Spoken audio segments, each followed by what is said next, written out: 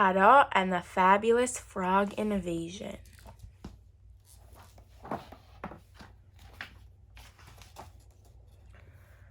The children of Israel were slaves long ago to the nasty king of Egypt, who was known as Pharaoh. But Hashem set them free with a hand oh so strong, with wonders and miracles and a happy frog song. By the great Nile River you could always hear singing from the happy little frogs, always jumping and springing. We must thank you, Hashem, every day at all times, for this beautiful river, for the mud and the slime. For tasty black beetles, we love how they crunch. For the flies and mosquitoes, we enjoy them for lunch. For our long sticky tongues and quick legs that spring, for all of these, Hashem, your praises we sing. But the evil Egyptians and Pharaoh their king had a very different song that they would all sing. Thank you, O Nile, for your water so sweet. You water our fields so we can grow wheat. You're the splash in our baths and you're our cup of tea. Without you, mighty river, where would we be? Early one morning, Pharaoh came to the Nile to stroll on the banks of his river for a while. Little did he know that tiny frog eyes were watching him when he stopped in surprise. At the sight of two men with long beards and deep eyes, whose faces shone bright as the sun in the skies, they were Moshe and Aharon, and they came without warning to speak to old Pharaoh on that fine sunny morning. Then Aharon raised high the stick in his hand, and the river turned red throughout the whole land. There, the bathtub was red, and the water in the sink was red, not a single drop of water to drink.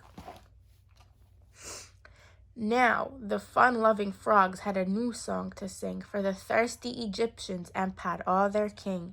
The river is nothing, don't you all know? Hashem is the boss. It's his word that goes. And if you still think the secret to life is the Nile, we think you'll be thirsty for quite a while. But that stubborn Pharaoh refused to give up. His magicians took some water in a cup and turned it red with a wink and a flick. You see, Pharaoh said, it's all just a trick. So Aharon once again raised the stick in his hand, and the Nile started bubbling as a shudder shook the land. Then, out of the river, there arose a great beast, the most enormous frog in the west or the east. Its flippers crushed trees, its head reached the cloud, and its croak was like thunder, booming and loud. It pursed its big lips and let out a screech, and every green ear for miles it reached. From the river in the valley, from the mountains on high, they came by the thousands to answer the cry. They jumped all around Egypt, croaking and singing the whole time, with while their giant brother sank beneath the water and the slime.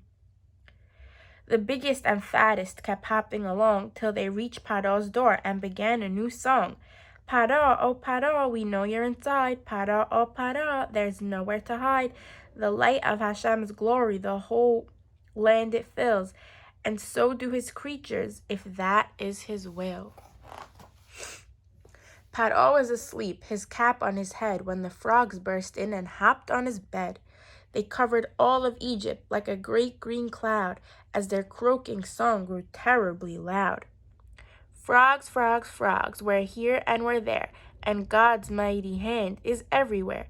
We're inside your houses and all over your beds. We croak in your bellies and sit on your heads. Then a brave frog did something you might think they wouldn't. They hopped into the ovens. Now don't say they couldn't.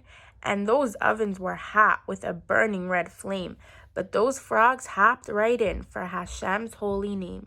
Day and night the frogs croaked and sang until every Egyptian's eardrum rang.